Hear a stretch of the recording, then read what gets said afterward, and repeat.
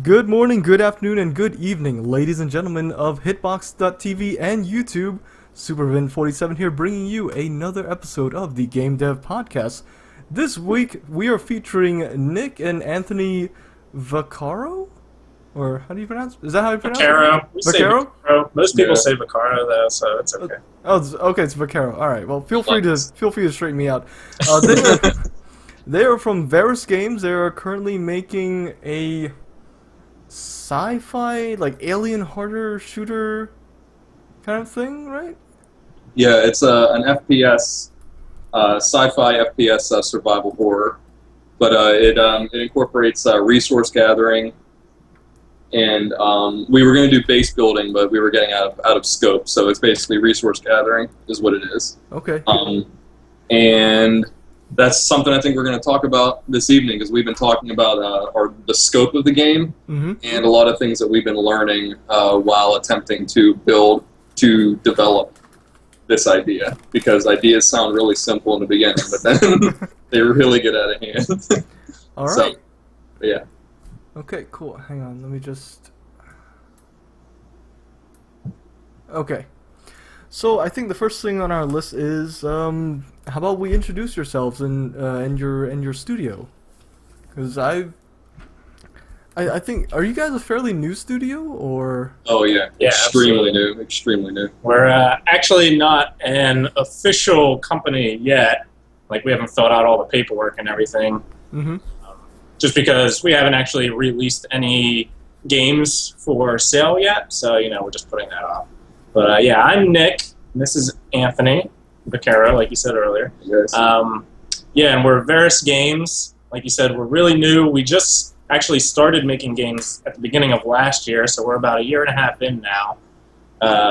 So far, we've been mostly doing small games, just kind of getting our feet wet, learning the whole development process, everything like that.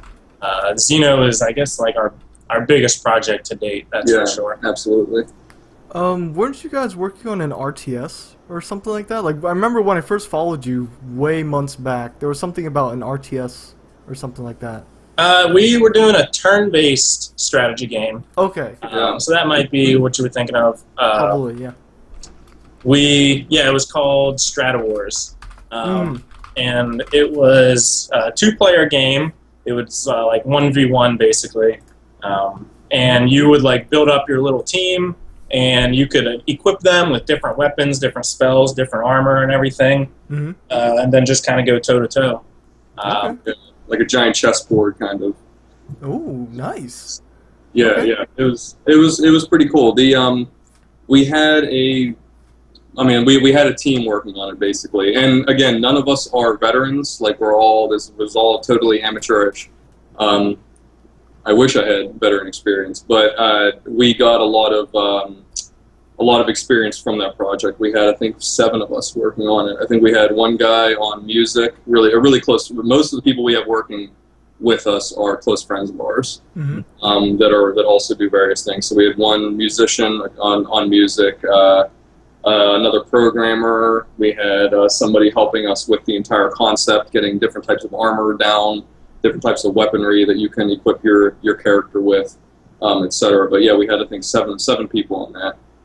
And yeah, it didn't turn out as we wanted, but again, we're learning a lot. After every single project, we learn an immense amount about everything. And what's interesting is that it really gives me especially a much greater respect for large studios that can even just make a game, like, let alone a game that has any amount of scope. Like, the larger the scope, the more respect I have for anybody that can make a game, because this is a big deal, a lot of work. Yeah, it absolutely is. And you never really know how much work it is until you actually sit down and start making the games. Because, I mean, even like the games that seem really simple to begin with, for example, Strata Wars, a two-player turn-based strategy game, how long can it take? I think our initial timeline, we wanted to finish it in 2 months, and then we ended up working on it for 5 or 6. 5 or 6 months. And it's not like we took gigantic breaks in between or anything. We were pretty much working on it, at least a little bit every day. Yeah. So yeah, that's I guess that's Strato Wars. That's what we were working on at the beginning of the year last year. So we started working on an RPG to get our feet wet, and it was an XNA, which is Microsoft's old game framework. And we worked on that for about 3 months before we decided, okay, like this is just totally bad. Like let's just scrap this, move on to something else, because it was our very first game. And I feel like that's pretty common for a new developer's first game to just not be that great. Yeah, yeah, exactly. Dream Smith Jane has it. Smith Jane. RPG is like the worst. Really? Is it? Oh, hang on. Is it really that bad? Because I got like RPG Maker.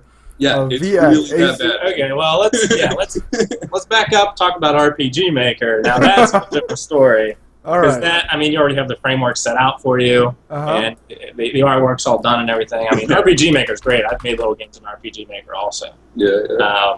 The problem was we were building it from the ground up, and we didn't realize how much work that was going to be whenever we first started. Oh my God.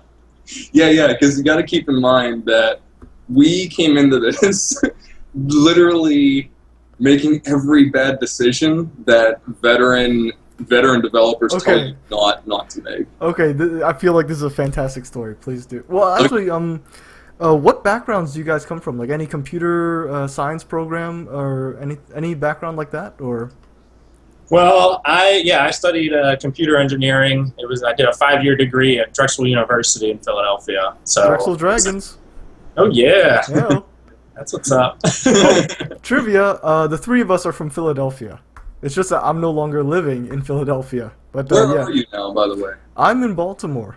Baltimore. Oh, so you're pretty close. When Yeah. are you going to come into the city? We'll hang out. Oh yeah, totally. Oh, that's right. I owe you guys some Like So- coffees or something. yeah, No, or like cheesesteaks. that's it. I Yeah. owe you guys cheesesteaks. I will definitely visit Philly. I'll take like a day off here. Just hop a train up to Philly and just hang out with you guys for sure. Yeah, definitely. Yeah. It'll be fun. But anyway, please. Yeah. Yeah. So Anthony's background is a little less conventional. Yeah, I don't know. My background's totally random. Like I'm 30, which would put my peak of if I were to have developed games, I would have started around the time that people like Ed McMillan started and Tommy Refnez when they were making like Flash games whenever Macromedia was becoming big. Yep. This is whenever Newgrounds was a big deal in the really early 2000s, like 2000, 2001. I had dabbled heavily in that with a college friend of mine, one of my college roommates, a really close friend of mine from elementary through high school. I was like 18 or 19, and we were trying to make a game in Macromedia Flash, and it was a lot of fun, but we never completed it, But that was what we wanted to do, and I found out then that I had some semblance of artistic talent, and I really, really enjoyed it. But I shouldered that. I put it away. I went to school for philosophy. Ended up continuing with philosophy of science. Wow. I really, really enjoyed it, but it wasn't for me. Like I didn't want to do anything with it like after school, so I dropped out after a total of like 3 years, and then I moved to Los Angeles from Pennsylvania. I moved to Los Angeles. I worked there. I worked in Beverly Hills. I've been working at restaurants my whole life. That's what you do. If you have a master's or a PhD, you work in restaurants, or if you drop out of college, you work in restaurants. That's what happens in America. Yeah. But I worked in restaurants there, and while I was doing that, I was supporting myself doing voiceover acting. I didn't do any acting, but I took a lot of lessons, and they were like $200 an hour. But I did those, and my whole dream while I was doing that was to be like the voice of like the next Solid Snake or Commander Shepard, something like that. So while I was doing that, I knew deep within my heart of hearts that I wanted to do something with video games. Like it just, like to figure out where you want to be in life, pay attention to where your mind goes when it wanders, and that's where my mind kept going. So while I was there, Nick was. Were you like in your first or second year at Drexel? When you moved here? When I was in Los Angeles. Yeah, second. Yeah, so he was in his second year, and he had always expressed wanting to, develop video games, So I called him one day, and I was like, hey, if I come back, would you want to work on video games? Would you want to do something? I don't know if you remember that conversation. It was very brief. And he was like, yeah, I'd like to try something, So I moved back here, and it took us a couple years to get on our feet. I wanted to get established in Philly, get like a nice, comfortable life as much as you can. And, and then we started a year and a half ago, and I had to totally start from scratch as far as the artwork was concerned. I had to learn everything. I mean, you can go on Verus, you can go on our website and check out our latest blog and check out our old games. And we had to go from 0 to 60, and that's my story. I'm sorry. I also ramble a lot. Philosophy, scientific philosophy. I talk freaking a lot. This is a podcast. We're supposed to ramble. Don't worry about that. Yeah. So sorry. I actually played a bit of your calculated risk math game. That game is freaking hard. It's freaking hard, man. Yeah, that was our most fun one so far. I think that was my personal most fun. Yeah, I think that was the one that we had the most fun making, and I feel like it's one of the most polished of our games as well. So far, at least. We made it in 1 month. I did the artwork with Cubicle. Did we use Unity for that? Yes. That was a Unity. So I did voxel art with Cubicle. I textured it myself, and Nick did all of the coding from scratch. And we did it 1 month that was our first 3D game. That was totally our first. And we really enjoyed it, and that's the kind of game, that's the kind of work that we want to do. We want to work on that and just enjoy what we do. So. Okay. Yeah, I was trying it out, and I was like, I think the reload mechanic was you have to do increasingly difficult math equations. Yep. Right? Yeah. God damn, dude. God damn. They weren't too bad. It was just addition and subtraction. Yeah, come on, man. I mean, when you're doing just addition and subtraction, it's fine. But when you are, say, shooting at something and you are unable to shoot further unless you solve this, and then more things arrive. Yeah, you gotta compartmentalize. Do math with one side of your brain. and then WASD with the others. Right. What is this position? It's like what was it? Trying to recite the alphabet while doing push-ups or jumping jacks or something like that. You're gonna forget. Yeah. It's like, oh god, what comes after N? What comes after? Well, that's an interesting thing about calculated risk was again, we only did it in a month, so we didn't really, and we were learning a lot, but if we could go back and do it again, if I can go back and make that game again, I would, me personally, I would talk to Nick about trying new things. The math was Nick's idea, so you could take your beef up with him. You're welcome.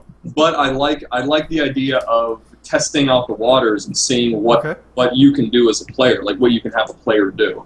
What I would do is I would take the numbers out and maybe switch them for some kind of shape, logic puzzle. Instead of having to think through your mind of the number plus a number, do some kind of match shapes up and see if that works faster and see if it still challenges the player. I really like being challenged when I play games, no matter what game it is. Mm-hmm. And that's kind of one thing that we had going in for Calculated Risk was, can we add something that really challenges the player, that really helps them work their brain out as well as their fast twitch muscles. You know what I mean?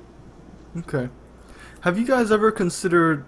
You made this game in a month, right? Have you guys ever considered doing anything like the Ludum Dare challenge?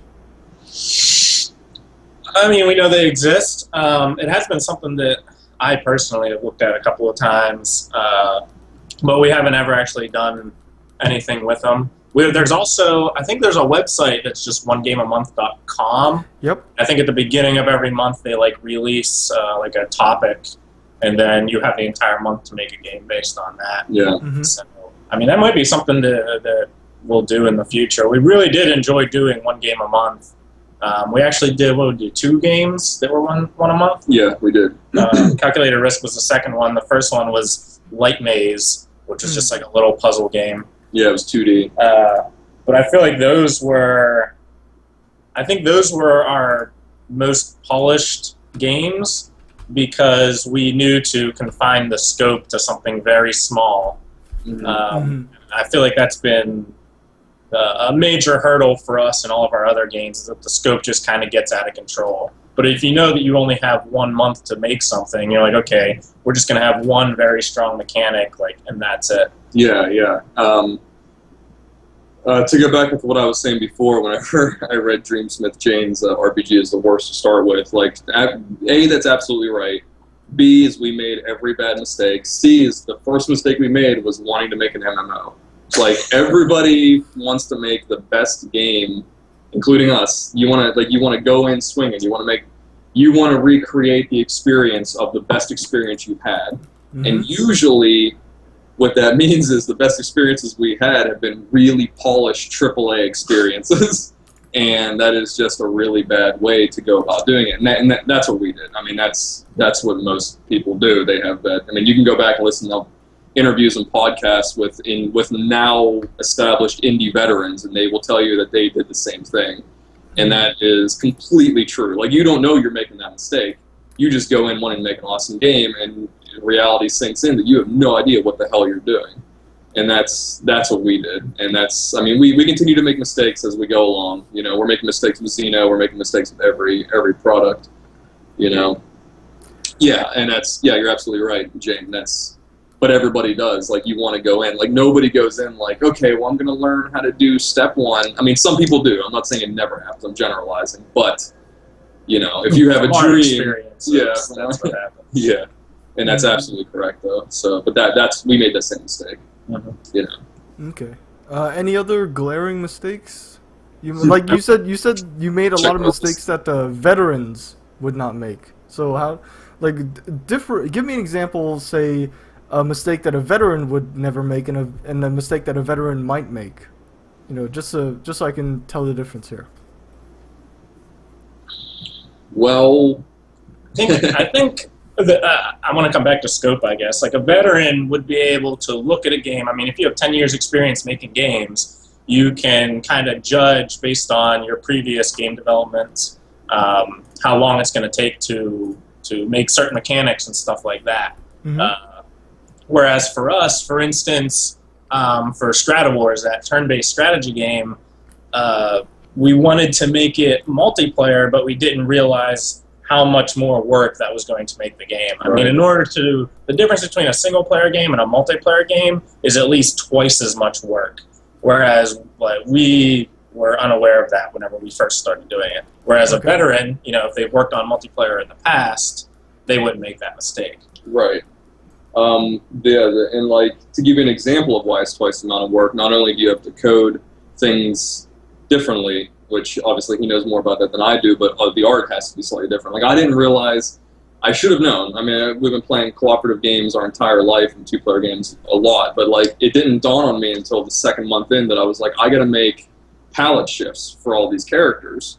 Whenever you play the 2 players, when it's all your guys on one side of the board, and then your opponents on the other side, you both have the same characters, and then they come in close for melee combat, and then everything's jumbled up, and then that's whenever Nick was like, well, can we get different colors on these characters? And I was like, oh, I got to go back and retexture these, so then you have to figure out how you're going to do that. I have to fit it into I have my whole week planned out, my whole month planned out. I'm going to do weapons on this day, I'm going to do this weapon here, this, and then you're like, oh, well, now I got to retexture these things. And I got to work a full-time job, So then the scope can get out of hand really quickly if you don't have previous experience. Now a veteran has done those things before, you know what I mean? So then as soon as you say 2 players, whenever we, for Xeno, for instance, we made the mistake of Stratowars. So for Xeno, okay, it's gonna be 2 players. So I instantly came out. I'm like, okay, well, I'm gonna have to put some time aside to get separate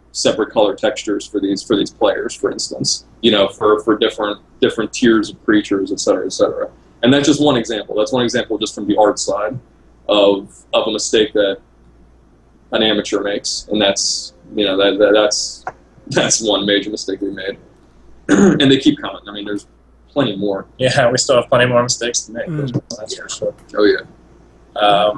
An example of a mistake that a veteran would make, I think it would be much smaller scale. I think it would probably be specific mechanics maybe. I'll give you a really good example. Assassin's Creed not putting females into the new Assassin's Creed. That's an example of a mistake a veteran would make. And that's from like a PR standpoint. You know what I mean? And like that's a mistake that only a veteran could make, I feel. You know, I mean, of course, indies could make it, but an indie... It would be more easily forgivable. What's that? It would be more easily forgivable for if an indie made that mistake. Right, exactly. And because you've already established, as a veteran, you establish certain paradigms for yourself.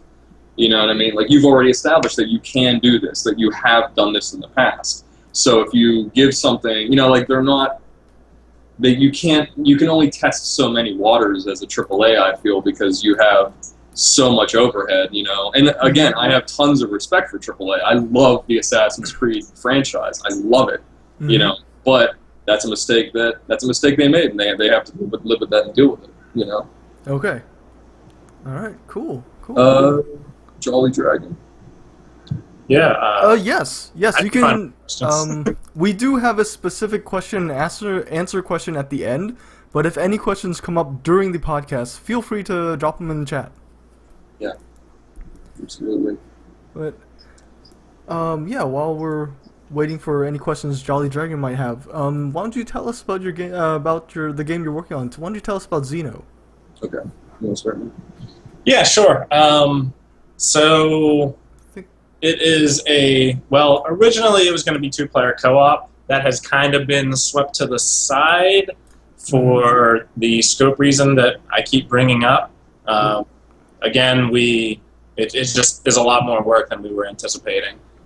So right now we're just focusing on making it 1-player and making it fun. And it's basically just like a really dark, I guess, like kind of a horror genre first-person shooter where you basically like land on a planet and there's resources on this planet that you have to collect. And so you got to venture out there, find the resources, collect them, and then bring them back to your ship. All the while you're, fighting monsters that are charging at you and stuff like that. Yeah, they're part of the ecosystem of this this totally alien planet. You're collecting resources. There wasn't really a greater story, but we kind of added a little bit of narrative to that. And the narrative is you're collecting it to send it back through the human network that exists galactically. But anyway, that's narrative fluff. The idea is the mechanics are you land on the planet and you are collecting resources and you have bots, basically. You have little automated creatures that you can level up. There's a skill-based system, and as you collect resources, we're still working on the balance of that. How many resources equal like 1 skill point, for instance, as you collect resources successfully. And you can place bots to collect resources for you, or you can collect it yourself.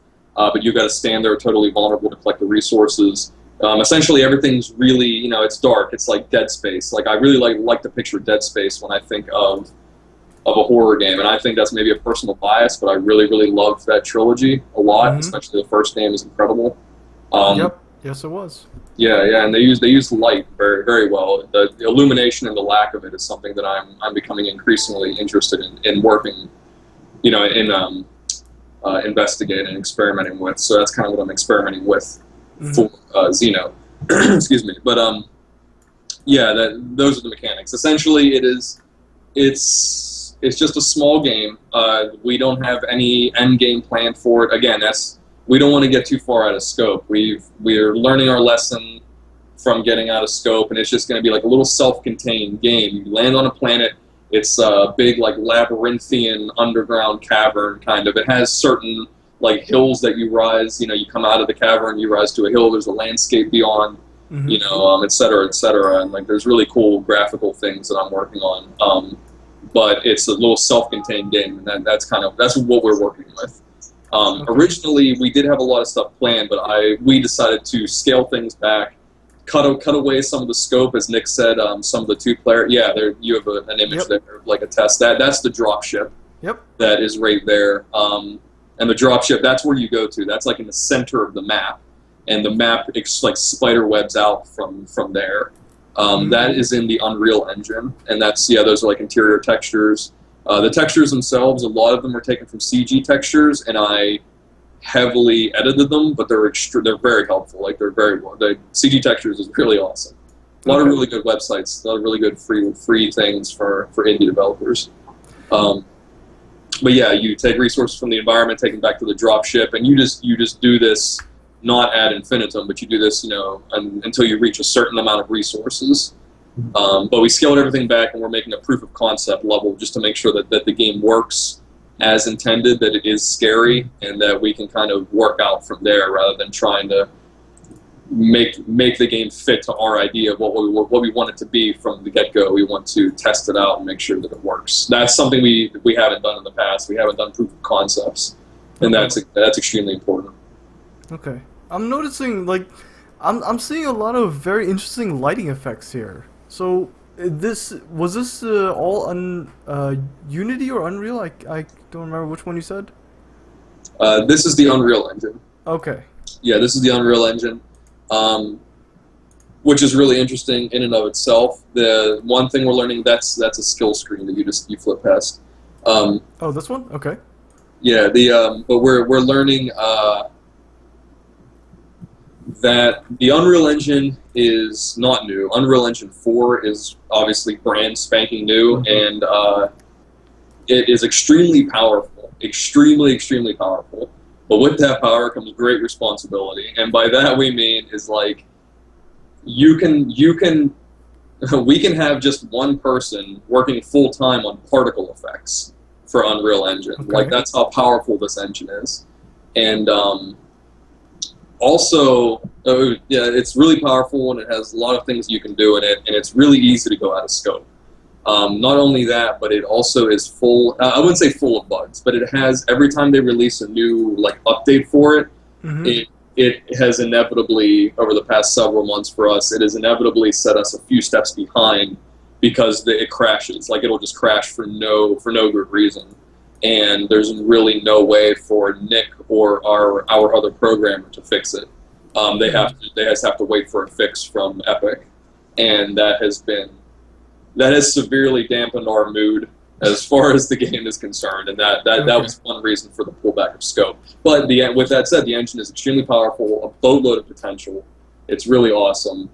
But one thing we were talking about is going back to Unity because of this, because it's out of our league as far as it's. Go ahead, you give something to say. Yeah, I mean, I agree. Epic has been doing a really good job with releasing fixes and stuff, right. But it's tough whenever a bug comes up. You either have to have an intimate knowledge of C++ to be able to comb through their code, because they provide the source code to you. So you can go in and try to figure out what's going wrong and figure out a workaround on your own. But having programmed in C# for the past 4 or 5 years, my C++ is very rusty, and I'm just not technically able to go in there and figure out what's wrong. Luckily, our other programmer, Dan, who's been working on this, he's good with C++, so he's been able to take care of all that for me. Okay, so Jane posts a question here. Is it still possible to buy, what is that? UDK? Unreal Development Kit. Yeah, that was basically UE3. Yeah, it's before Unreal. UE4 is out now.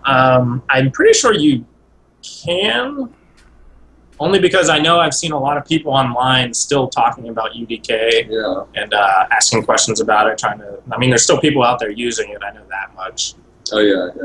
But we haven't actually looked into purchasing a UDK license for ourselves. Yeah, and I think that it's interesting because you do develop biases, we have a bias towards Unity.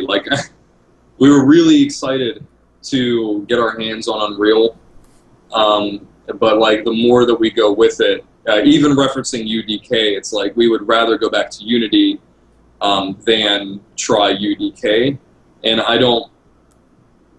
I just say that because we have a bias towards Unity, because we work with Unity, so throughout all those other projects, and we know it extremely well. And if we were to go to anything simpler, we would go to Unity because it's just so easy for us just to plop right back in and continue basically where we left off.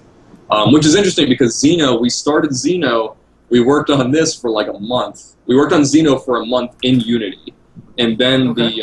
what was it? The Game Development GDC, Conference. Yeah, the GDC of February or March. Released CryEngine and Unreal 4, and we were like, oh my god, so we got really excited about it. So we basically paused Xeno on Unity, and we totally switched everything. And I had never before, there's a lot of shit that I had to learn as far as that's concerned too. I had to learn so much stuff for Unreal. So I learned all that stuff, and now it's just like, we can just go back to Unity now and, basically pick up where we left off. Would you guys be losing any functionality switching back to Unity from Unreal? Like, would you have to scale back on anything major? If we kept working on Xeno, then yes. We would pretty much have to rebuild everything from the ground up. Nothing would carry over. Well, art assets would carry over. The art would carry over because, Yeah, but coding-wise, we'd have to start over. But switching back to Unity is for whatever our next project would be. Yeah, I had read that, Jane. I've been keeping slow tabs on Unity 5, and it looks really cool. I totally agree with you. Unity Pro also has really incredible effects. Of course, it's $1,500 a seat for a license, but yeah, I agree with you. I've been reading a lot of really good stuff. But I'm sorry, I didn't mean to. Yeah, whatever I was saying wasn't that important. But yeah, and Unity is nice because of the asset store. Unreal has one, but it's still in such an early stage that they're still growing it. Whereas Unity, you could make, if you only know programming, you could go on the asset store, get all the art assets that you need and just toss them into your game. Obviously it wouldn't be as professional as it wouldn't be as consistent. Yeah, exactly. Also, that's a problem I have with stuff like that, is art is usually not consistent unless you have a dedicated artist. Like, they'll sell you packs, you can go on the asset store and get a pack of rocks, and it looks really incredible because it's done by a pro, or it's done by a pro that's selling them, but then he's not making weapons for you, he's not making other landscapes, you know what I mean? And it's like, so you have these awesome rocks in your game, but that's all you got. And I'm sorry, I have problems with asset stores. But it is really helpful, especially with coding. For Unity, we had Nick got an FPS thing, right? Yeah.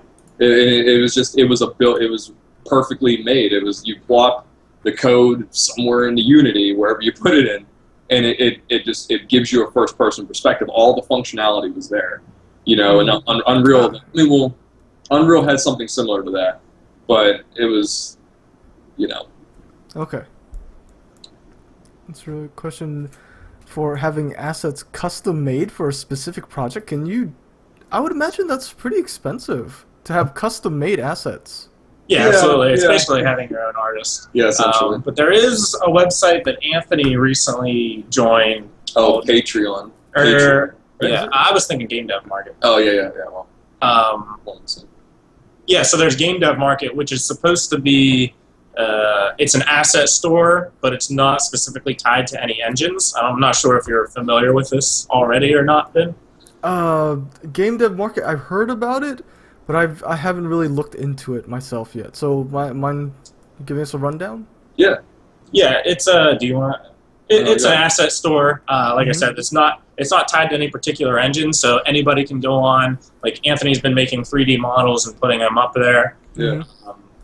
And there's music, there's UI and everything. But what's interesting is there's also a section of it where people who are making the games can go and request that assets be made. Yeah. So you can really get custom-made assets that way through the Game Dev Market. Yeah. I'm not sure if anything like that exists for Unity already. Obviously there's the forums, each asset bundle has, you can leave comments and stuff. So I guess if you wanted to request specific things, you could do it there. Yeah. But Game Dev Market is nice because it has an area of the website kind of already carved out. They specifically wanted to go towards that direction. From what I understand, the forum is open to everybody, and there are really easy direct links to each of the artists so that you can request assets for the future. You can easily get in touch with me or somebody else that does art that pertains to your tastes for a game you're making, and you can talk to them privately about making games or about making art for your game. The thing that's interesting is you can compare Game Dev Market to something like Turbo Squid, I guess, which is an obviously high-end 3D assets, but from what I understand, it's specifically 3D assets, for instance, whereas game dev market is music, sound effects, 2D. Yeah, there's a link right there. You know, it's really cool. It's brand new, and I highly recommend just going and just keeping up with it. It's still new. The invisible hand of the market will take care of all the crazy price stuff, but there are some people there that do know what they're doing. Like, you got some, I don't know if they're pros or not, but people that are doing professional looking work. And again, I have all my stuff up there. All my stuff's free, and it's connected to my Patreon account in case you want to, like, here's my plug, in case you want to, you know, like, help out a starving artist, also make a game. But I'm putting up free assets for currently a medieval fantasy game, and I think we're going to hold on to those assets for ourselves as well. And they're all open license from my personal account. They're all open license, so you can use it in a game. You can make money off them. I don't really care what you do. Just have fun with them, and let me know if you need anything else. But that's, you know, that's game dev market. Okay. Okay, cool. Whoops. There we go. Oh, what happened to us? I know we're going. Sorry, minor technical blip. My bad. Okay, so about scope creep you were talking about earlier. Yeah. So I've actually had a couple of conversations with this with Kale from Hammerspace Games. You might have seen his Twitter, Darkest Kale or Lightest Kale. Oh, yeah, Darkest Kale. That's what I've seen. Okay. Yeah, Darkest Kale. So he was the one who made Quarries of Scred. He talks a lot about scope creep as well. Okay. So we know all about it. Let us know what you like to know. Like, how easy is it to just get carried? Actually, no, that's a dumb question. It is very easy to get carried away with that. I've done it myself. But, like, how do you know where to stop? By stopping. You have to stop. Okay. You have to. Okay. Yeah, it's tough whenever you're first planning out your project. It's really tough. And really, I think the best way to go about it, especially if you're really new to it, kind of like we still pretty much are, is if you don't want to try too many crazy things at once, I guess. Like, for instance, we've made calculated risk already, right? So we already have first-person shooter experience, skill upgrade experience, and I guess like solving little math equations experience, and some basic AI. Yeah. So, for instance, in Xeno, those were the things that weren't that tough to implement. The stuff that is tough to implement is the two-player co-op, the resource gathering, all the different bots that we want to have. So I would suggest, if you're planning out, especially if it's going to be a small game, only try to put in like one or two absolutely new mechanics. Right. You don't want to go too overboard because you don't know how much work all those mechanics are going to be. And then, so I guess that's a problem of overall scope.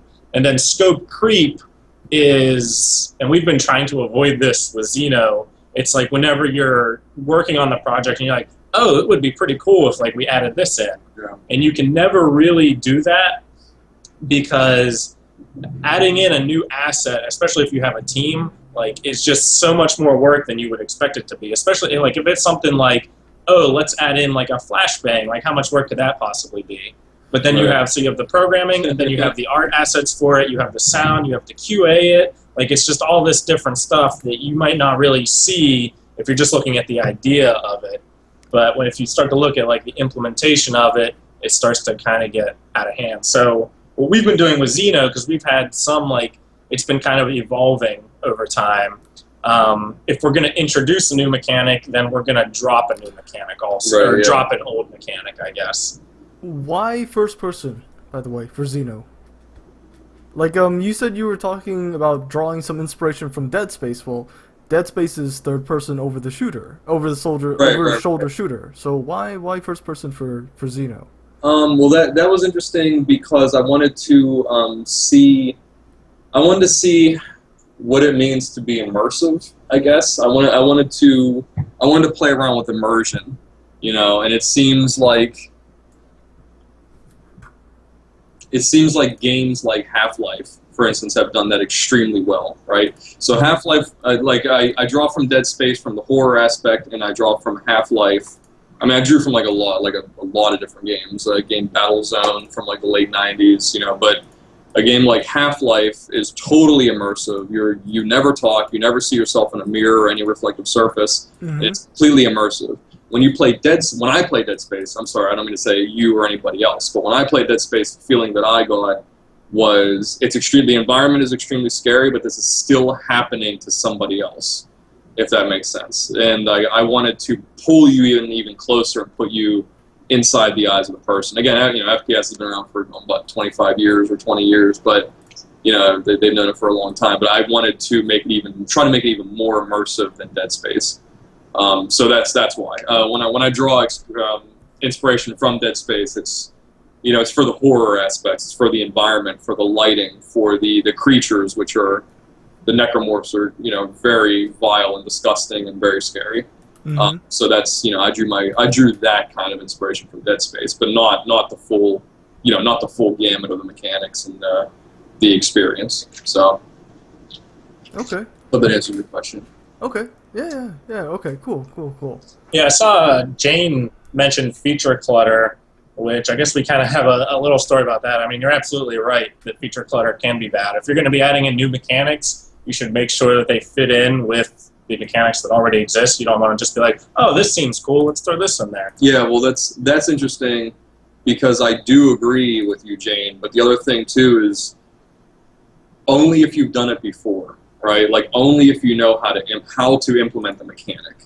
And what I mean by that is if you don't know how long it's going to take, or you don't have some general idea of how long it's going to take to make these assets for this mechanic, for instance, or to code for it and how that's going to fit into the actual work, the development time, then you have to be a lot more cautious. There's definitely a boatload you can do, but unless you've done it before and you have at least touched on it, then you're still, as a developer, you're still ignorant of how that's going to add time to your creep, how that creep's going to add time to your development schedule. I do agree, but it is. I guess that would go back and answer. I think Nick already answered it in one way, but you know when to stop whenever you are starting to dabble in things you have not messed with yet, you haven't even touched. I mean, you've seen other people do them, and that's great. Yeah, I mean, it's extremely hard. I mean, you have to extrapolate a lot of factors, and as an amateur, you can't possibly extrapolate like that. It's you can't. If all you've done are 2D side scrollers, and you're like, all right, my next game is going to be first person, right? You can't possibly make a timeline of your development because you don't even know if that's. There's just so many known unknowns. So that's when I would say, like Nick was saying, 2 new mechanics at most, and take some time to practice those mechanics and use a proof of concept and see if they're even possible, if they even work. Okay. I guess that's a fair point, Jane. If you don't know when to stop, it's time to stop. With adding in new features at the very least. That's a pretty good way of saying it, I'd say. Yeah. Okay. Cool. So why? I was just wondering, is there any particular reason not to start off doing pixel work? To not start off doing it, to start doing 3D, you mean? Yeah. I'm seeing a lot of indie developers these days, especially going into very basic pixel art, very old school, very retro kind of styles. Yeah. I think there are 2 reasons for that. I think the first reason is, I think probably the main reason for that. I want to be really careful here because I'm by no means saying that I know this. But I think that it is the majority of indie developers, the majority of them, are coders, they're programmers. And they don't know, and that is the easiest way to make a game, is to do a 2D, to start off with doing a 2D. If Nick were by himself, he would not try to do a 3D game.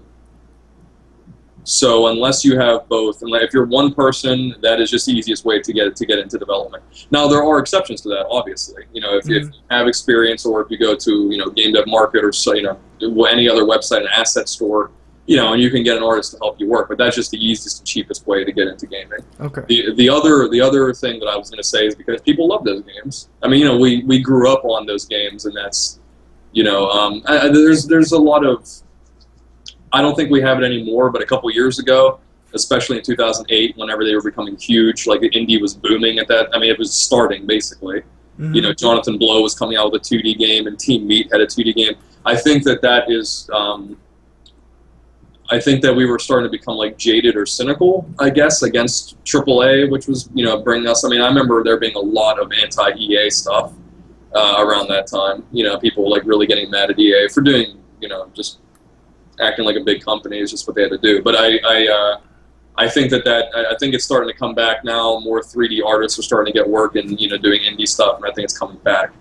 But I think it was just a personal bias. Also, they're like, hey, we love Mario. Let's make a really good 2D platformer. I think Again, I'm just rambling, and I could be totally incorrect. Yeah, I mean, I think I mostly agree with that. Like Anthony just said, I feel like most of the people that get into indie gaming, especially if you're a one-man crew, you're going to have to be a programmer, because a programmer can make a game with bad art, I guess. I mean, I'm a programmer and I'm a terrible artist, so I'm not trying to call anybody out. Mm-hmm. But a programmer can make a game with bad art, whereas an artist can't really... you could make the most beautiful art, but if you can't code it all, then it's just going to basically be a static image. Yeah. It's like suddenly all discussion stops as we read this long lecture. Yeah, absolutely. Just like Jane's saying, I mean, the scope of it's a lot quicker to turn out. If the main character is a sprite, you could probably sit down, do all the work in a fraction of the time it would take to model it, texture it, animate it. Anthony knows the horrors of animating. Yeah. Okay. Getting used to it now. As opposed to a sprite, which might have, I mean, the animation might be 6 frames or 4 frames or something. If that, yeah. Something pretty basic like that. Yeah. Okay. So, I mean, I don't look down upon it at all. No, I'm not saying that. Papers, Please. I love Papers, Please. Yeah. Yeah, I just recently played FTL for 36 straight hours or something. So no, those games are absolutely incredible. But I don't know, I really, really love 3D. I love the experience of 3D modeling. I really, really enjoy it, and I love trying to do stuff. So that's just what I want to make. As an aside, we are going to work on a project with a close friend of mine that is going to be a 2D sprite game. And I have very little 2D sprite experience, so I'm looking forward to learning actual pixel art. I mean, as people watching might know, that it's a whole skill set to itself. Really good sprite art is really beautiful. And we're not knocking it at all, but we are going to probably work on a project coming up that's 2D sprite based, separately from Xeno. Oh, okay, cool. Let's see, what else did I want to speak with you guys about aside from scope creep? So here's a topic that has come a lot recently. Kickstarting. Yeah. So this is a topic that's had a lot of bad press, I want to say, recently. Oh yeah. What do you guys what do you guys know of the recent failings of Kickstarter? You talking about, was it Yogg's Ventures? Yeah. Say it. Yeah. No. Yeah, that was bad. Kickstarter is, I mean, it's pretty touchy. It has its upsides and it has its downsides. What's tough about it is, I guess most people go into it and they don't, because you're not spending that much money on it. If you're going to pledge $5 or $10, then you don't really need to put the time in to actually research, the development team, the idea, make sure it's feasible, everything like that. And in addition to that, I feel like most of the people that are pledging money are probably not developers. So it would just take a tremendous amount of effort to be able to research this, because if I wasn't a developer, I would really have no idea what to look at if I go to a Kickstarter to try to determine whether it was going to be successful or not. Right. Now that we are both developers, we kind of know what to look for. As far as game developers go. Yeah, as far as game developers. Now, if it's like somebody's trying to make a movie, it's still. I mean, I guess it kind of all shares the same thing, because like one of the main things you want to look at is the team of people that's going to be working on it. And I feel like that doesn't really change much between industries. I don't know for sure, because I've never tried to engineer something from the ground up or anything like that. Yeah. So I feel like that's the main downside, is that people don't do their homework. With traditional investing, you're talking about hundreds of thousands of dollars. So these people are obviously going to A, know what they're doing, and B, put in the time to make sure they're going to get a good return on their investment. Whereas Kickstarter, it's like, I'll pitch in $10 and we'll see what happens. Yeah. Kickstarter's been around, 3-4 years now, and people still don't have it in their minds that Kickstarter is not a definite, you're paying for a product. Oh yeah, no, it's a gamble. It's a gamble. It's like 3 years later, people still don't realize it's a gamble. Yeah. It's a big gamble depending on how much you invest, because due to the size of the Yogscast at the time, they had people from all over coming in to donate. The original goal was $250,000. They made almost $600,000. Yeah, and it was just incredible that I'd never heard of Winter Cool Games before. That was the development studio that was tacked on to make the Yog Ventures game. I'd never heard of them before, and they were about to get $500,000. Yeah. I was like, turns out it was actually just one person from that development team that was set to work on that game. Yeah, it was like a development team of 6, but they only ever had one person working on it, and apparently the main guy. And I actually read. I mean, obviously, I don't know 100% of the facts, but I read that there was a kind of a problem with one of their developers as well, and they kind of ran into some legal issues. It just seems like a lot of things kind of went wrong for them. Yeah.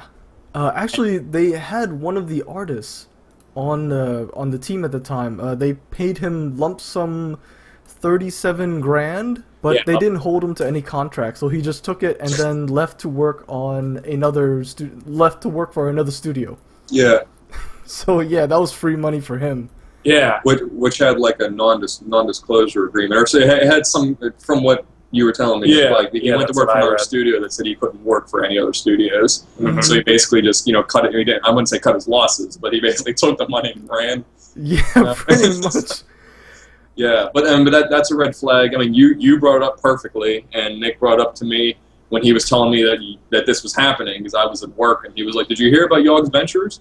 And like when you dig a little bit and you realize that they haven't released anything, that would be like you giving us $600,000.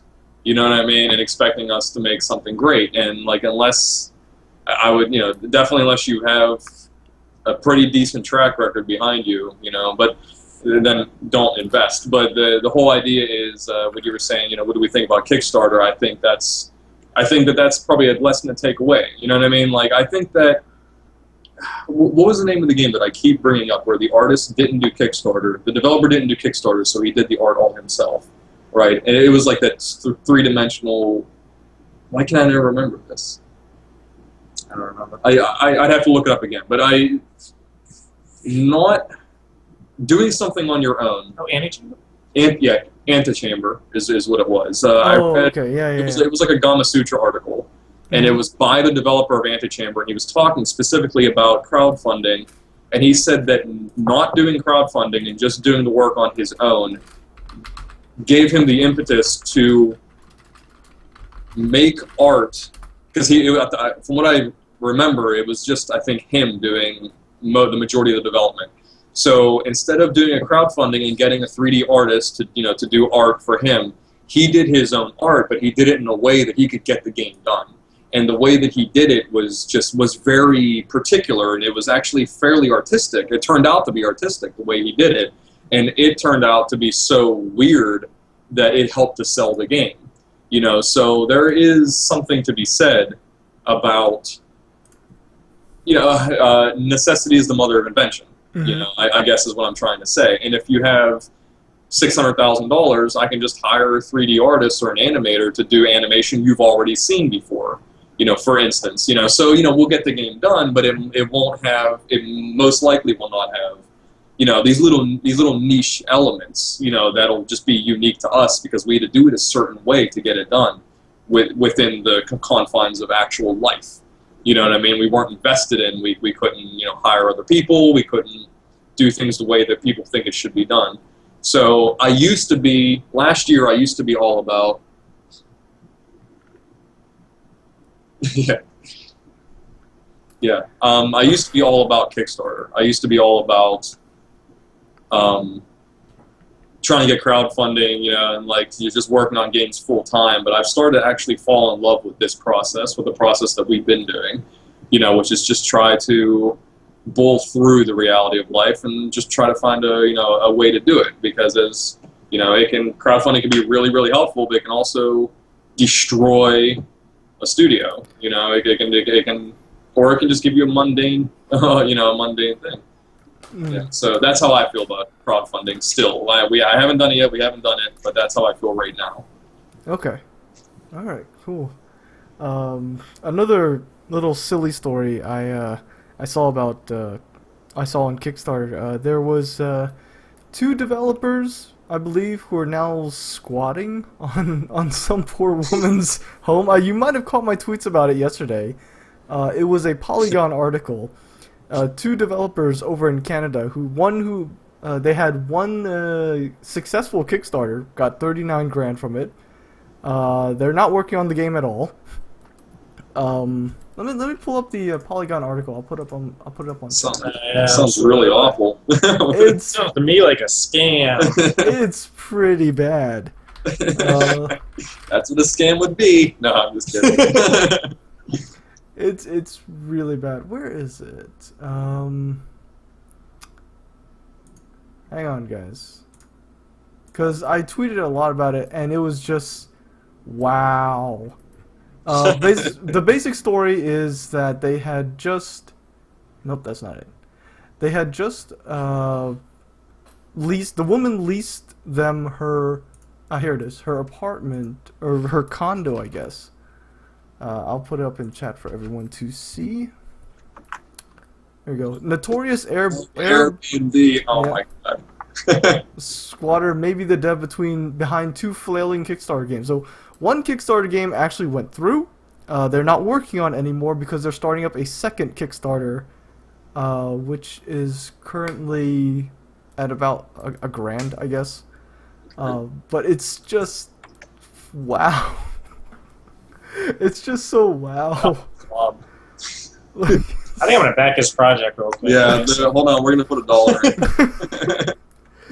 I mean, Kickstarter is such... Sometimes it feels like a really good thing. Other times it feels like you're just like scamming people, I guess. Yeah. Well, I mean that says something about. I mean, I don't want to talk about society or culture, but I mean that says something about what you just need to do anything, or at least what we think you need to do anything in our culture is you need tons of money, right? Mm-hmm. I mean, but to go back to what we were saying like a little bit ago, like just take some time and just make a 2D sprite-based game, make it day by day, build. I don't even know. This is insane to me. This is insane to me that somebody would gamble their life to do that, right? Mm. Yeah. Right. Yeah. No. Yeah. James. Right. James. Absolutely correct. It's like it means well potentially by the developer of Kickstarter and Indiegogo and et cetera. They mean well by it, but it's like, letting people that have no idea how to even do this with no education on investing. Yeah. It's like now they can give tons of money to somebody that they think has a great idea. But guess what? Ideas are a dime a dozen. you know. And if this is like insane, this is so crazy. Like, let's just do this, you know. Let's just Nick, you just want to do this? Yeah, sure. I'll just Oh put God, what have I done? just Kickstarter our way through the rest of our lives. I think there's some people who are trying to do that. There was one Kickstarter run by a young lady out of Australia. It was basically like Fund My Dreams or something like that. It's literally a $10,000 Kickstarter for her to go travel to Tokyo, Belgium. Now, here's the thing about that. Okay, for me, I'm totally cool with that, right? If you're gonna tell me that you know you just want to have like a good life or whatever, at least I know ahead of time. Yeah, what you're putting your money you're into. just I'm like, okay, well, this human being is gonna go out, and who knows what's gonna happen to her in life? She might write a book later about her experiences. I don't know. But if you're just gonna sit in a room, you know, and like tell me that you want tons of money and you can't possibly support yourself because you're going to totally focus on this day in and day out, you know, then I do feel like I don't want to say I feel like you're scamming me, but I feel like you're lying to yourself a little bit. You know what I mean? I feel that you're lying to yourself that if you say you can't possibly do something like this, that you absolutely need all of this money, that there's something you're missing. Like you're not looking at it from the right angle. I feel that's how I feel about it. Okay. I don't know. This is all crazy. This is crazy to me. It is. So if I've actually noticed Kickstarters get started up at various stages of development. The most successful Kickstarters I've seen are the ones that are basically at the end of development, and they're just like, hey, we just need to polish up, you know, art and stuff like that. So if you guys were going to start a Kickstarter, at what stage of development might you guys start it at? Absolutely, at the earliest would be once we have a working prototype with all of, like, you know, the basic game mechanics in, and at least like filler art, like art that will go back and switch out later on. Ideally, it would be like, you know, if we're at a beta or something, and we basically need, like, because like we said, for our future projects, we'll be using Unity, right? We might be using Unity free, and then we'll get towards the end and be like, okay, like the game is pretty much working, but we want to upgrade to Unity Pro to make it look a lot nicer and more polished and everything. And so, you know, we're going to need to shell out at least $3,000 for that, just for the two of us. Okay. So then we would do something like that. But I mean, for a game, I think it's important for people to. I mean, you can show a video of a game, but if you can provide a demo for it, that's like so much better. Yeah. So I would at least want something playable to be able to give to the audience. That is such a good point. The majority, I can't speak for everyone else, but I know that between my circle of YouTubers or streamers or whatever, if a game on Kickstarter doesn't have at least gameplay in the video, a working demo, that, you know, that's neither here nor there. It's, you know, plus minus. Great if you have it, you know, okay if you don't. But if you don't have gameplay in the video itself, I'm just gonna stop and move. I'm just gonna move on. Yeah. I'm not even gonna give you a further look, you know, because it's just like, oh, concept art, you know, posters, buzzwords, and all that's great and everything, but if I don't see actual gameplay, I can't put any money behind your project. Yeah, exactly. It's because you know, again, I mean, if you're going to develop games, keep the mantra that ideas are a dime a dozen. Every single idea is a dime a dozen. You know, and like until you attempt to implement and see and hit all of those roadblocks, and then are still able to pass them and come out with something, then you have something. That something you have is something, but you have to get there first. And Jane just said something really, you know, that's true. The other side of it is that naive project owners could end up taking money for something they don't know they can't do. And that's exactly it. I mean, that's what happened with Yogg's Venture, right? Like they basically said, we can do this, and you give them $600,000, and they can't do it for whatever reason. Like they might have had a bunch of little projects they've done in the past, right? But they didn't know they couldn't do that, and that's because they didn't have a prototype, they didn't have something to show you, like you were saying, you know. And naive investors. What is really crazy to me is that if you go on there, I think one or two, maybe more people have given like $10,000. Yep. Like, how do you invest $10,000? How do you have that throwaway money with no, you know what I mean? Like, without being able to see something like that. I mean, you just have, would you win the lottery and you have no experience with investing? Like, you have to know that somebody can do something before you give them money. Yeah, for sure. For sure. Yeah, and at the same time, I mean, people can make mistakes. It's always going to be a gamble. Right. I've read with traditional investing, most startups, there's only a 1 in 10 success rate. So if you apply that to Kickstarter projects, don't be surprised if you invest a whole bunch of money and nothing ever comes of it, because I mean, statistically speaking, only 10% of them are going to make it through. It is interesting to speak of the Kickstarter phenomenon as a whole. Is if you go in there and you look at any successful Kickstarter, right, that was funded, but then failed to give the product, or maybe failed to give the product even close to what they promised they would give. Mm-hmm. If you read all of those comments, the vast majority of the people are angry and want their money back, even if it was $10 or $15. And that instantly tells you that these are really inexperienced investors. Like they wouldn't consider themselves investors, right? We think whenever we give money to a Kickstarter that we're purchasing the product. Yeah. And you're not purchasing the product. You are, what are you doing? You're purchasing a possibility that your money will go towards the product being completed. And that's what you're giving. Yeah, I guess it's like you're buying the promise of a finished game. Yeah. Yeah. Let's see, I think... Yeah, even I think I kickstarted one game. This was back in 2012 when Kickstarter was just booming. Just everyone was setting up projects, everyone was donating. Kickstarted, I think it was like a 2D horror game or something like that, and I haven't heard a single thing from it since. Yeah. That's the same thing with the Yogg's Venture, right? Like, they literally took them, like, people were like... Yeah, this is 2012, I think, when it started. People were like, I gave $100 2 years ago, and I haven't heard anything since. Like, that happens all the time, Yeah, one dude was arguing about $300 he gave, That's just what happens. It happens all the time. Yeah. Evidently, I guess. Mm-hmm. But yeah, I mean, the last thing I backed was the Reading Rainbow, which was... Yeah. I mean, all that money could have gone straight to the bottom of the ocean. I'm still really happy that I backed Reading Rainbow. Well, when you have LeVar Burton, be the face of it. Come on, he was Reading Rainbow. Yeah. And see, like, that's a good project because he has credibility. Reading Rainbow was a thing, and the fact that he wants to bring it back, of course people are going to support it. He's not some nobody who's asking for $2 million to... do a mobile app. Right, right. This is LeVar Burton, man. Yeah. And he has a team of people working with him to do, and he has like a really good itinerary laid out, but I don't know. I digress. I'm sorry I got into it, but that's like, I don't know. I'm really jaded about Kickstarter and Indiegogo and all that other stuff right now.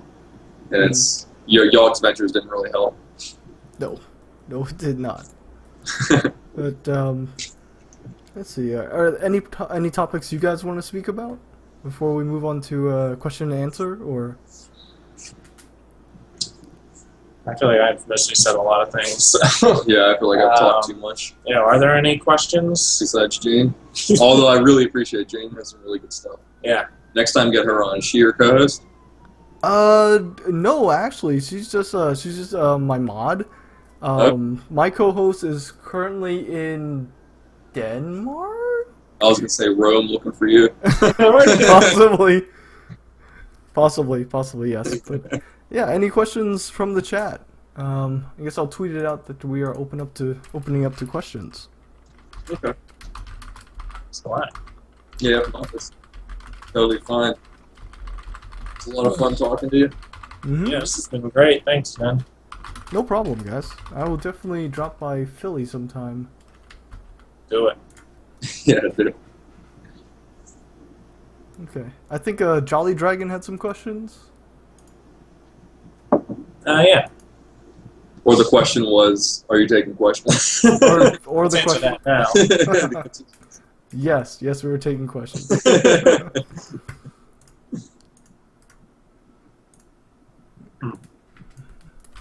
Yeah, totally fine if not. I don't know what else to bring up. Anyway. Game dev is a really, really humbling topic. It's a really humbling pursuit. I can imagine. I bought RPG Maker in the hopes of dabbling with it, but as soon as I open up, I'm thinking like, man, my ideas are gonna be dumb. Probably not. They're probably pretty cool. You just gotta learn them. Yeah. And the theme behind the game, it's not gonna be a JRPG-esque type thing where you have like turn-based combat and all that. It's gonna be more like I guess Always Sometimes Monsters, if you guys have heard of that game. No. No. Okay. It's another RPG Maker game, but it's not like an RPG game at all. It's sort of like a I don't know, I guess it's sort of like a point and click sort of game, but set in RPG Maker, and the strengths of it is the story. Like, if you take away the story, the gameplay is quite regular, quite plain. It's just walk around collecting items, and then it's turning in items at certain points, but the real draw of the game is the story. You start off in media res, so you start off in the middle of the story, and you are basically a person who holds up... Oh, hey, what's up, dude? Thanks, Dragos T. Hey, thanks. So, you basically hold up two rich dudes with a gun, and you say, like, I got to this position because of you two, and then it flashes backwards. That's cool. And basically, through the player character's choices, no matter what happens, you're going to end up at that scene, but you explore so many different branching storylines because of it. Okay. Yeah, so, well, what do you guys think about that kind of game? Say, like, the really story-based heavy games with plain gameplay. Like, do you think that would be feasible? Oh. Well, Go ahead. during the most recent Steam sale, I purchased Gone Home. Oh, man. Have you heard of that? There we go. Yeah, yep. Okay. Have you played it? I have not. Okay. Oh, my No. goodness. This Go podcast buy is it over. right You're now. playing that right now. Yeah, it was, and I really didn't know anything about it. I just knew I have heard that this is a great game. I didn't know anything about the gameplay, and I went into it, and it's basically just like an adventure game in a way. Like, there's no combat. Right. There's no animation. It's actually, yeah, it's interesting because the devs went into it realizing, they said to themselves, like, we don't want to do animation. So there's actually no animations in the entire game. But it's all 3D. It was actually made in Unity, I believe. Was it, if I remember correctly, it was actually a custom story based in Amnesia. It seems that way. That was its starting point. It was actually Gone I can Home. see that, yeah. Gone Home was it was a custom story made in Amnesia, and it got so popular the developers decided to make it its own standalone game. It was like, I don't know. It's not life changing. It was phenomenal. It might be life changing if you're young and you play it. I could see it being very impressioning. Yeah, for me, I mean, it had a big impression on me from like a development point of view, because until I had played that, like if somebody brought that up, that's not really a type of game I would have wanted to make before I played Gone Home. It just really changed my view on, like, wow, there can be like no conflict in a game and it can still be a really great experience. Yeah. Oh, you should finish it. We mean, Come on.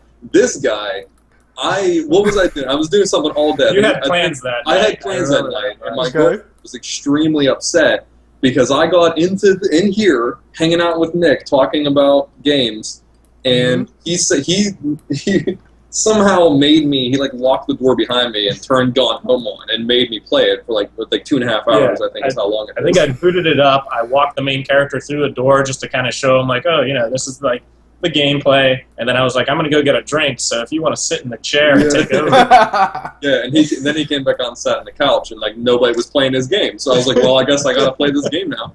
So, but to answer your question, yeah, I mean I mean your idea sounds really really cool, But I mean again, try to implement it. I mean it's totally anything can be a game, and that's the other thing about it is. Game development itself is humbling, and it's expanding. It's self-expanding. It shows you the possibilities of what an actual experience can be. And another thing I'd like to add to that is from the Gone Home experience, it wouldn't be nearly the same if they would have kickstarted or crowdfunded it and got an animator to do animations. It would have been a totally different experience, and that's kind of what I mean. Going back a couple steps to crowdfunding is like, I mean, but I'm gonna eat my words if I look and see that they actually crowdfunded it. Yeah, I'm not sure whether they did or not. Yeah, but Quick to Google. Yeah, quick Google. I'm gonna Kickstarter. I doubt they kickstarted or anything. Yeah, I don't think. I mean, it was only a team of I think 3 people as the core developers, and then they had like dozens of people for like different voices and different handwriting and stuff like that. Yeah. Yeah, there's no words on the Gone Home Kickstarter. Okay. Yeah, and on the note of story-based games, have you heard of To the Moon? Yes. Holy crap. Yeah, I have not played that. I want to. That's the Is that RPG that 2D Maker RPG? game. Yeah. Okay. It is a 2D based in RPG. Yeah, RPG Maker game. To the Moon. It got so much good reviews. Yeah, I need to play that game next. Mm-hmm.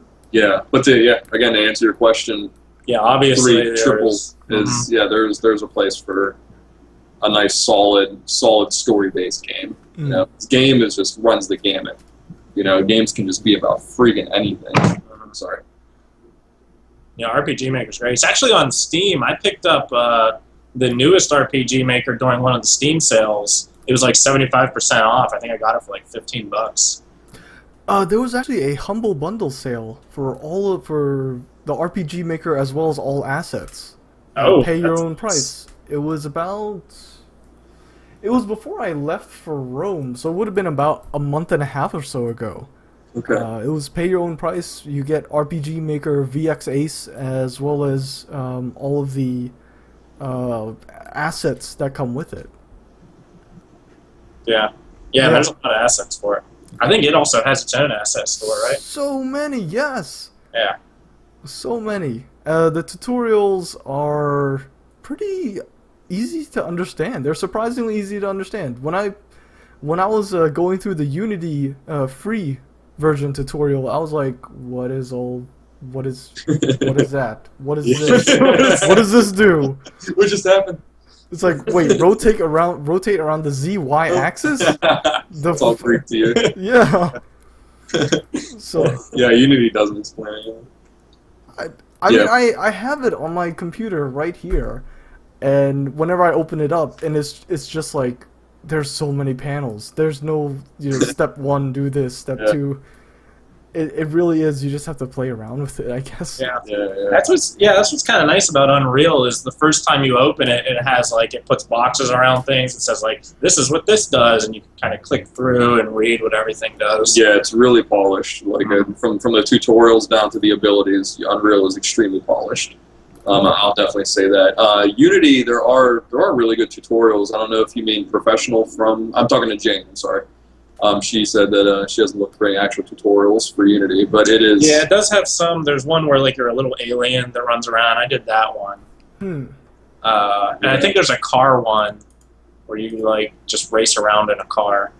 But yeah, Unity definitely has a learning curve, especially if it's your first 3D game engine. Yeah. It's definitely it was for mine, and it took me a while to get used to it. Yeah. Yeah, and I was in luck because I let him. I think you were the one that worked on Unity. He worked within Unity for our first 2 games almost solely. Not our first 2 games, our first 2 3D games. I'm sorry. Yeah, you would just pass off art assets to me, right? Yeah, and I would just give everything to him, and he would do it first, and then he walked me through it. He made all the mistakes first, so I basically piggybacked off his experience. But yeah, it was daunting. And I work in Blender all the time. Like I'm used to like all the windows everywhere and scrolling everything, z-axes, and it was pretty daunting. So I understand your hesitation. Mm-hmm. Yeah, but I mean, you can make a really great game in RPG Maker. Yeah. Yes. I mean, there are dozens of horror type games. There's dozens of, I guess, standard JRPG type games. They're just everything.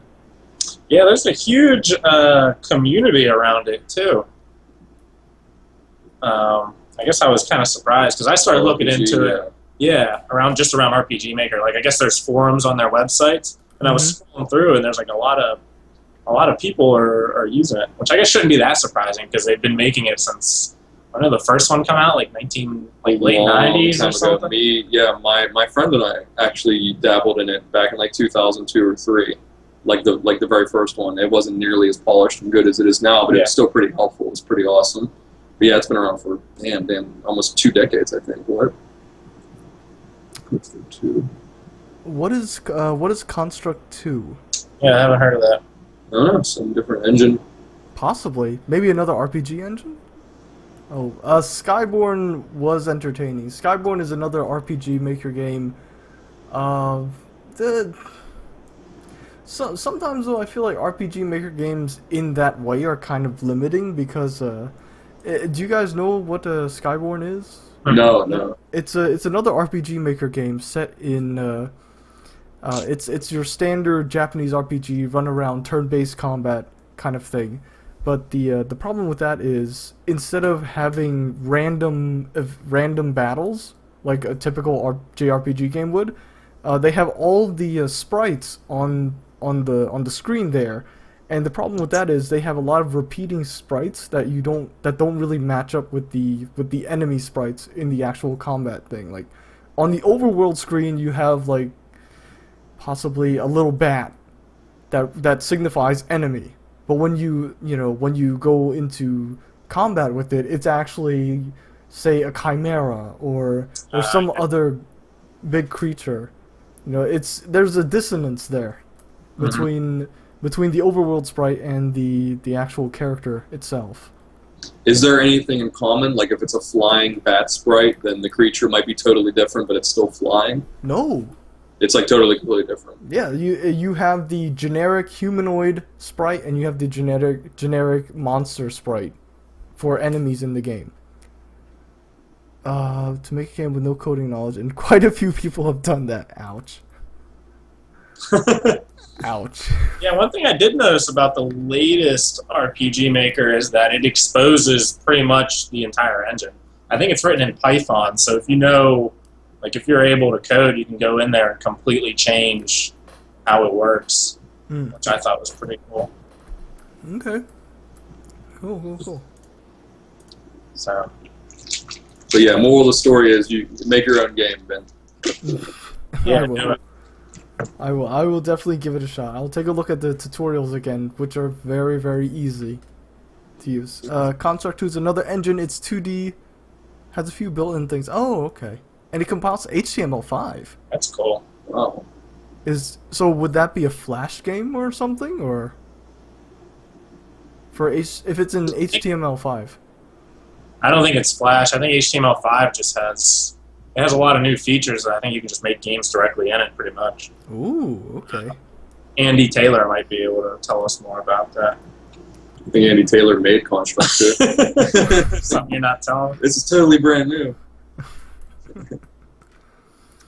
But yeah, I think if we're gonna round up any last questions, last topics here, no, HTML5 basically makes most of Flash obsolete. Oh, ouch. Okay, shows you how much I know. Hope you weren't working on a Flash game. Ooh. Scrap your idea, man. Damn. But yeah, any last points you guys want to say? Any last words of advice to aspiring game devs out there? Words of advice, I would say the newest one that I personally have learned is try not to get ahead of yourself, and just try to go at a pace I don't know, that you're comfortable with? Because like lately, I've been trying to like kind of speed along the process of like building up the company and everything, rather than just focusing on game dev.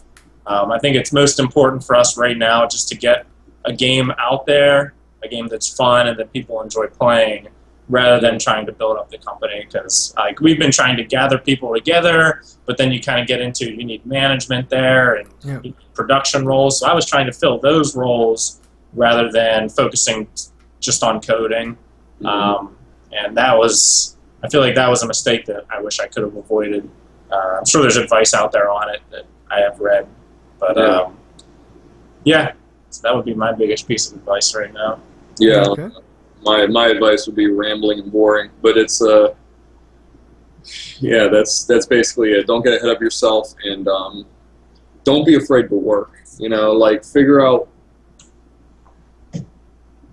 Think of something small that you want to do if you've never developed games before, and work within those confines. Don't be afraid to dream about something bigger or have a goal, like an end goal of like what you ultimately want to attain, what kind of game you eventually want to make. But do know it is absolutely true that you will not come out making an incredible game like that. I mean, like your first one, your second, your 10th game. You know, like you are going to have to learn. You're going to take a lot of hits.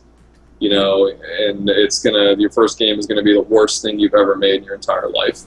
You know, it's like a house made out of popsicle sticks, basically, is what you're gonna do in the first game. You know, it's not really gonna be a game. I mean, if you go on our archive of games and look at Time Gem, you know, like that game is absolutely unplayable, and we wanted it to be a full-blown RPG, and it is. After 3 months, that's what we made, and that's I think that's gonna be the whole spectrum of first experiences. So go in knowing that no matter how humble you are now, you're going to be even more humble after your first, second, third, fourth project, and don't stop.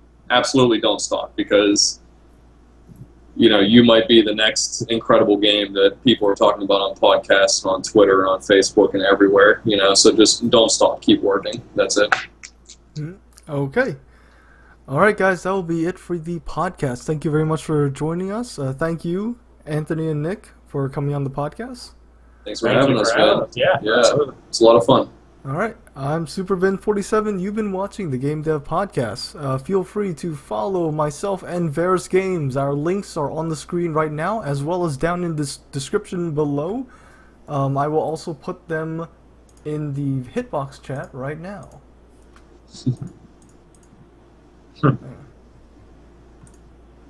There we go. All right. Awesome. All right. Yep, there we go. All right. And